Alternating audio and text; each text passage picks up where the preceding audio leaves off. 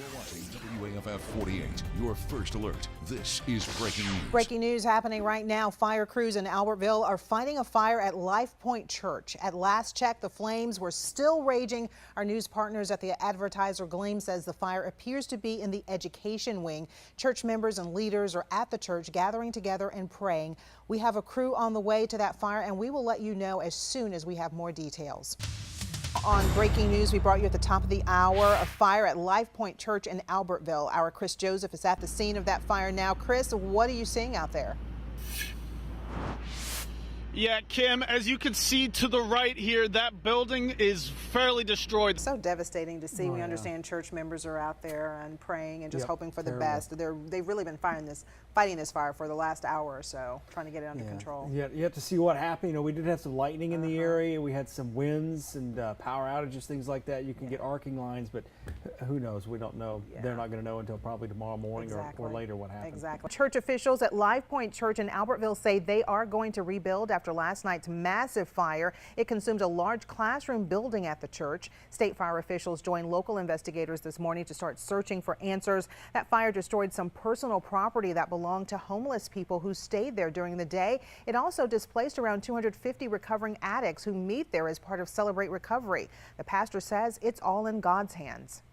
If we're going to really believe that 2,000 years ago a guy walked out of a grave, it's really hard to get upset about just a building burning. Services this Sunday morning will be held at the Albertville Fine Arts Center. And now that it's cold out again, it's important to think about how that can affect your risk for fire. According to the National Fire Protection Association, heating is the second leading cause of fire. So here are some tips to help keep you safe. Make sure to have all heating appliances checked and serviced every year by a professional. Make sure there aren't any flammable materials near your heating appliances, and make sure there's working smoke detectors on every floor of your home. Y'all, this is an issue that is felt by every Alabamian. Governor Ivey has a plan today to rebuild Alabama's infrastructure. She's calling on state legislators to raise the state's fuel tax for the first time in 3 decades. Ivey says the infrastructure is crumbling, and she believes a 10-cent gas tax increase is the solution. The phase-in would be for 6 cents in 2019, 2 cents in 2020, and 2 cents in 2021. The current tax is 18 cents a gallon, so the increase would mean 28 cents a gallon of gas. Investing in infrastructure will be the ticket. It will be our ticket to continue to recruit good jobs, to growing the productivity of our port, and by doing so, growing manufacturing, agricultural, and retail industries. Investing in infrastructure will also make it safer for our family and friends on the roads as they drive. Our Jenna Ray talked to members of the Morgan County Republican Executive Committee today who unanimously voted against this increased tax. Jenna, committee members wanted to send a clear message about this and make a united stand.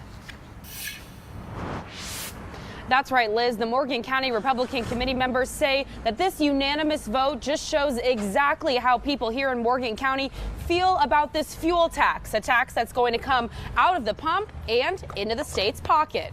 This is a First Alert Weather Day on WAFF 48. Check out this flooding drone video from Indian Creek in Monrovia. It was sent to us by Sellers Photo. You can see that water is way out of its banks, and it's really encroaching on many homes there. And while they are dealing with flooding today, Brad, you say we're expecting even more severe weather tomorrow. As this flooding is causing issues in many places, we have reporters out covering all of your communities. We have team coverage tonight from Madison County, the Shoals, Sand Mountain, Limestone County, Morgan County, and North Cortland. Tonight, flooding in the Shoals is turning front lawns into pools and roads into rivers.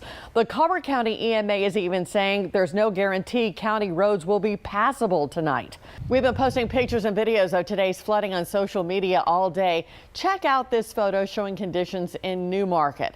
Thanks to Mark for sending that tweet our way. It shows Hurricane Creek almost high enough to reach the bridge.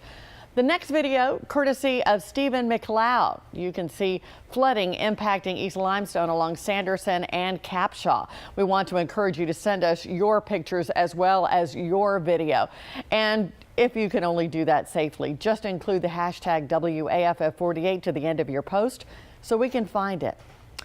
As we deal with flooding tonight and as we continue to track severe weather tomorrow, make sure that you have the First Alert weather app handy. Make sure it's downloaded to your phone. Our First Alert weather team will then be able to actually warn you about any danger in your particular area. Best part of all, the app is free. Tales of amazing acts of kindness are flowing into our newsroom after the historic flooding across North Alabama last week. Coming up at 6, the story of a heroic rescue that saved one woman's life.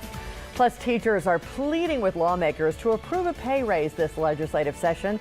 What they want you to know about the sacrifices they're making for your kids. Coming up tonight at 6, we've had a lot of rain over the last week, and you may be wondering if Cecil Ashburn has been impacted by that. We're going to have that answer for you coming up next. Plus, what do you need to know about flood insurance? Who needs it? If you have it, what does it cover? And if you're looking to get it in light of the flooding, how much is it going to cost you? I'll look at that tonight at 6. Attempted murder, terroristic threats, 4 teens arrested, and multiple guns found in a high school. We'll break down exactly what happened in Montgomery.